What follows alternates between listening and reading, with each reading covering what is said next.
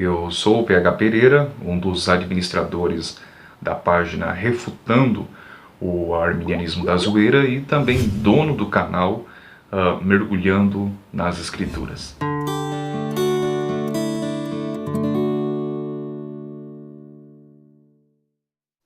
É impressionante, meus irmãos, como os arminianos gostam de deturpar o texto bíblico a fim de fundamentar suas ideias, crenças, achismos e assim por diante. Um dos argumentos mais usados por eles é exatamente do livre-arbítrio. E eles empregam toda a força e energia para encontrar, não é, a teoria do livre-arbítrio nas Escrituras. Um dos textos mais usados por eles é exatamente o texto da narrativa bíblica de quando Caim matou seu irmão Abel. Anderson de Paula e a página Arminianismo da Zoeira, por esses dias, postou uma imagem relativa a este assunto, não é? E também num tom blasfemo, zombando de que Deus não decretou o pecado de Caim. Acho interessante isso. Meus irmãos, eu convido-vos a analisar de forma breve, sucinta, não é? E não tão prolixa, o texto de Gênesis capítulo 4, versos de números 6 e 7. O texto diz assim: E o Senhor disse a Caim, por que te iraste? E por que descaiu o teu semblante?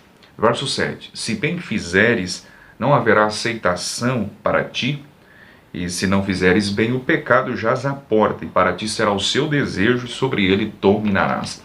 Atentem para algumas palavras no texto. O verso 7, o Senhor usa a expressão se bem fizeres.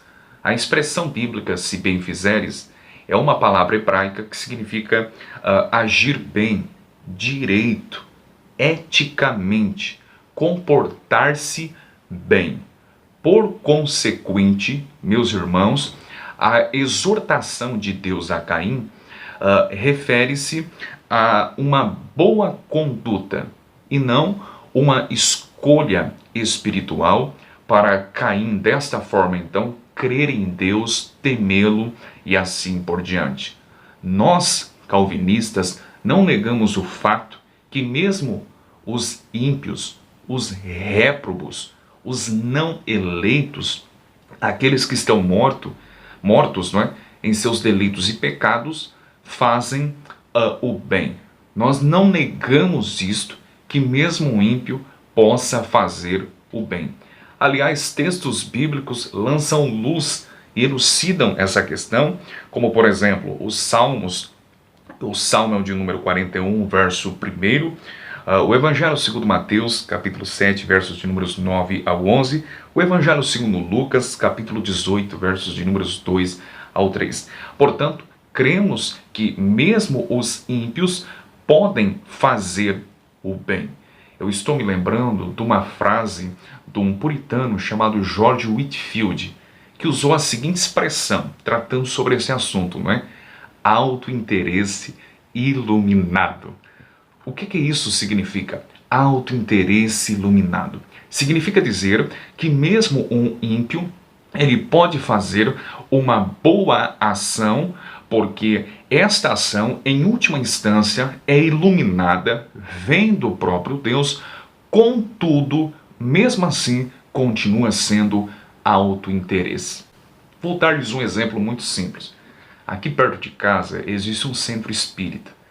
E toda quinta-feira, principalmente em época de inverno, eles estão distribuindo sopas aos andarilhos, aos mendigos e assim por diante. Eles estão fazendo bem, todavia vá conversar com o espírita qual o motivo de eles estar fazendo isso. E a resposta deles vai ser o seguinte: é porque nas próximas reencarnações, não é, eu quero ter uma boa vida e até atingir o karma, a perfeição, como é ensinado dentro do Espiritismo, não é? E para que eu possa me dar bem e eu possa chegar até a perfeição, idas e vindas ao mundo 7 vezes, não é? Até chegar ao karma. Portanto, é um alto interesse iluminado. Eles fazem o bem, contudo, por detrás disso, mesmo assim, é alto interesse.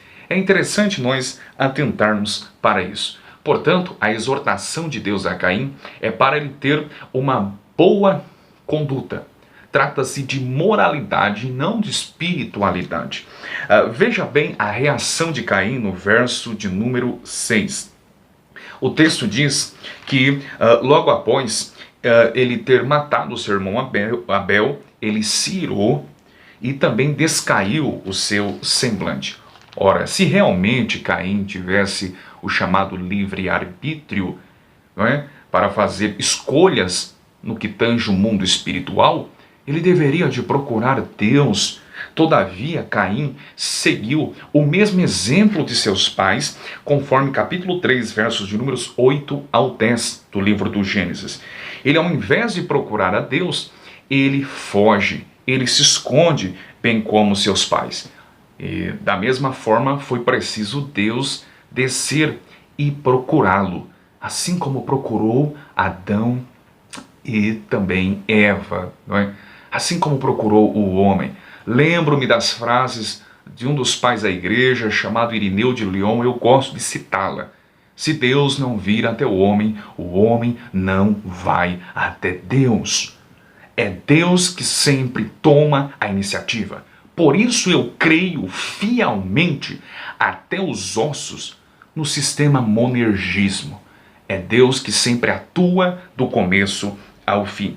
E é interessante porque Deus rejeitou a oferta de Caim. E por que rejeitou? 1 de João, capítulo 3, verso de número 12, explica. Porque ele era do maligno, e as suas obras eram más, e a de seu irmão justas. Percebeu? E é interessante porque o apóstolo Judas, no capítulo 4, versos de números 9 ao 11, ou melhor, nos versos de números 4, 9 ao 11 da sua epístola, ele associa aqueles que foram ordenados para a perdição eterna, os associa exatamente a Caim. É interessante nós atentarmos para isso, portanto, Caim era um réprobo, era alguém ordenado para a perdição e nunca foi um eleito.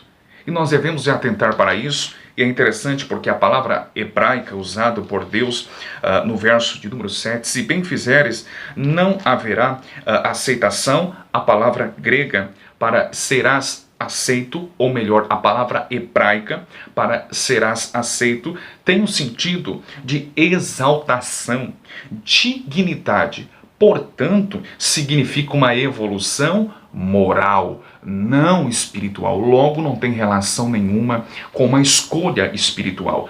Agora, quando lemos a Escritura, nós entendemos também alguns textos que Deus decreta os pecados dos homens, até mesmo as ações pecaminosas dos homens. Todavia, a culpa sempre será nossa.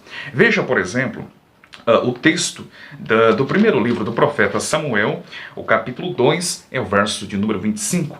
Pecando o homem contra homem, os juízes o julgarão, pecando, porém, o homem contra o Senhor, quem rogará por ele? Mas não ouviram a voz de seu pai. E o texto responde, por que não ouviram? Por que Ofni e Finéias eram desobedientes? O texto diz, porque o Senhor os queria matar. Deus decretou a desobediência dos filhos de Eli. No outro texto, eu vou usar apenas dois aqui, em Juízes, capítulo 14, versos de números 3 ao 4. Porém, seu pai e sua mãe, os pais de Sansão, lhe disseram, não há porventura mulher entre as filhas de teus irmãos, nem entre todo o meu povo, para que tu vás tomar mulher dos filisteus, daqueles incircuncisos? E disse Sansão a seu pai, tomai-me esta, porque ela agrada aos meus olhos. Verso 4, mas seu pai e sua mãe não sabiam que isto vinha do Senhor, pois buscava ocasião contra os filisteus.